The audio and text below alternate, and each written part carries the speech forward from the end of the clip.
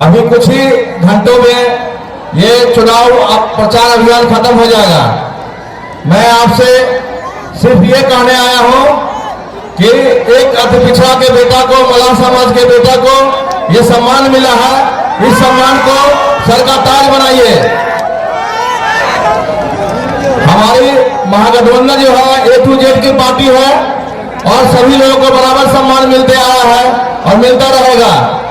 इसी क्रम में हम अपने निषाद समाज को, बिहार के सभी निषाद समाज को आग्रह करना चाहते हैं कि आप लोग को घर से बाहर निकल के हर बूथ पर जाना होगा और बूथ जीतना होगा। जब तक मजबूती से अपना बूथ जीतिए, जब तक बूथ नहीं जीतेगा चुनाव नहीं जीतेगा। बूथ पर 6 बजे शाम तक बने रहिए, 7 बजे सुबह से लेके 6 बजे शाम तक अपने बूथ पर बने रहिए और एक एक वोट महागठबंधन के पक्ष में 9 छापे गिराकर भारी भारी मतों से विजय बनाइए।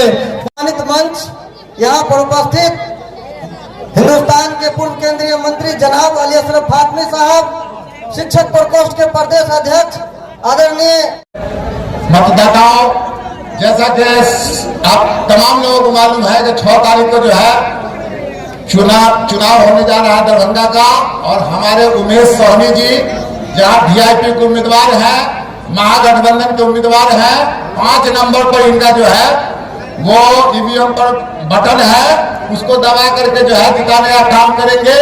जैसा कि राम मनोहर लोहिया जी ने कहा था कि हर 5 साल पर जो है सरकार को जो है बदलना चाहिए, और बिहार के अंदर आज 20 सालों से ये खटारी जो है सरकार वो काबिज है।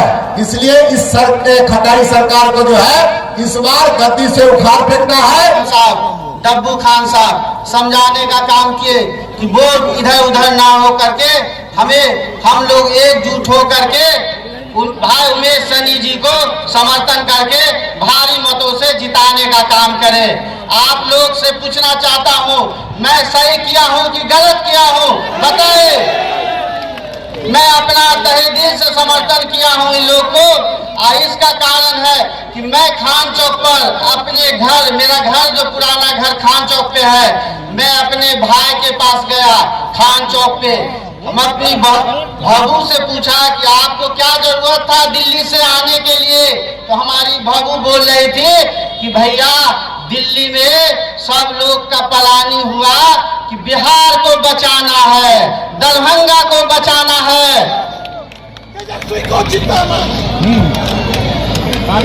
तो मैं अपनी भगू और भाई का बात सुन करके इमोशनल हो गया, आंख में आंसू आ गया कि हमको जो सही होगा इसी अभी समय है, अभी फैसला लेने का अभी भी समय है। तो इसलिए मैं तहे दिल से समर्थन कर दिया उमेश सनी जी को, और नाव छाप है जो 5 नंबर पे।